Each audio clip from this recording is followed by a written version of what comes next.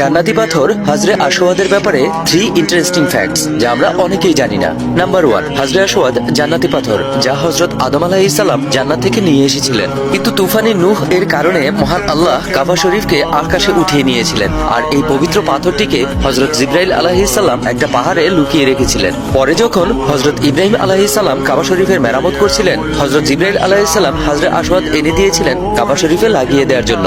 Number 2, হাজরে আসওয়াদ 317 হিজরিতে চুরি হয়ে গিয়েছিল। যে চুরি করেছিল তার নাম জাফর বিন হাল্লাস ছিল, কিন্তু 22 বছর পরে এই পাথরটিকে আবার ফেরত দিয়েছিল। চুরি করার সময় এই পাথরটি কাবা শরীফ থেকে বের হচ্ছিল না বিধায় সে সেখানে কুড়াল দিয়ে আঘাত করেছিল, যার কারণে পাথরটি ভেঙে গিয়েছিল। তারপর পাথরটিকে পুনরায় জোড়া দেওয়া হয়েছিল। নাম্বার 3, চুরি হওয়ার পর এই পাথরটি যখন বাদশাহ ফেরত দিচ্ছিলেন তখন বলেছিলেন এই পাথরটি অন্য পাথরের সাথে মিশে গেছে, যদি চিনতে পারেন তাহলে নিয়ে যান। সেখানে উপস্থিত মুফাসসিররা বলেছিলেন সব পাথরকে আগুনে নিক্ষেপ করা হোক, যেটা গলবে না সেটাই